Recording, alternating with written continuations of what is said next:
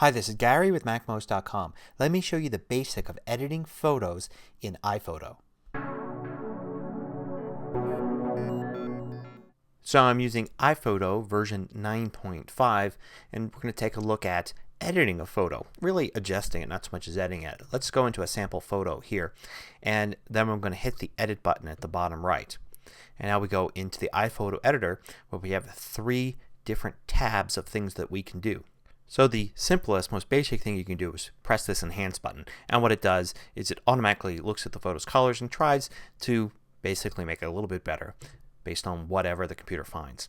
And it's not always true that it makes it better, but a lot of times you can just hit that button and make a photo look good, especially if the photo is a little too dark or a little too bright or something's just not ideal about how you took the photo. Now anytime you do any of these you can use the revert to original button here at the bottom or the undo button. The undo button undoes one step. The revert to original undoes all the steps of all the different things you've done because you can keep adding more things.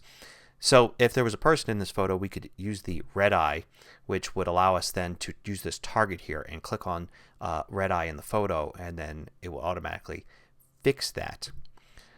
Now we also have a straighten tool, which basically allows you to straighten it up. There's no real problem here, but you could see, for instance, the coastline here isn't perfectly straight with the photo, and if for some reason that bothered us, we could adjust it, and actually you can see we have it straight there now. So and that might be more important in some photos than others.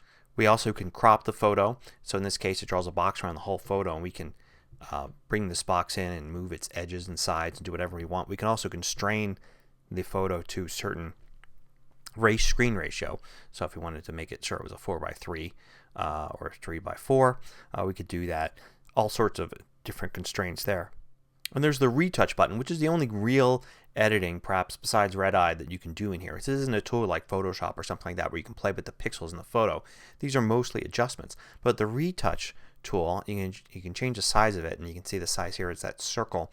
You can use to retouch things in the photo. It'll basically take samples of items around it. For instance, here's a really good example. I've got this rock here in the middle of the water. I can get rid of it like that.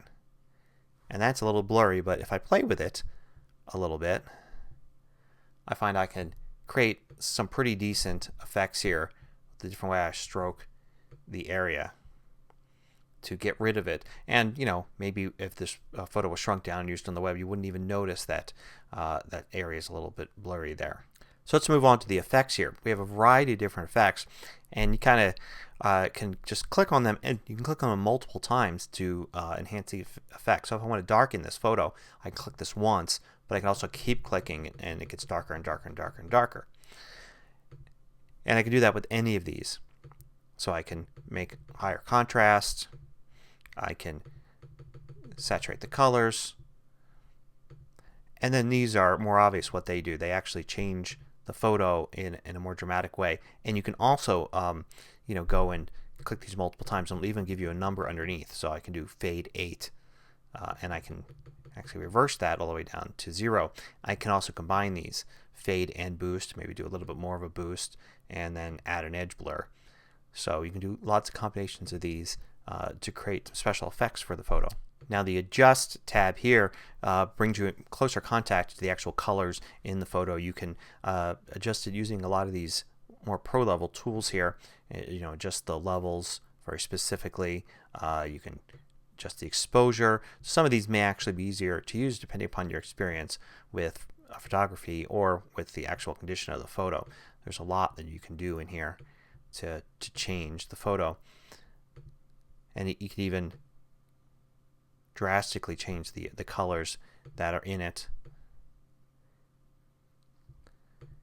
Even use the eyedropper tool here to grab. To optimize the color, you should grab something that's white or gray to optimize the color, but you could actually grab something that's not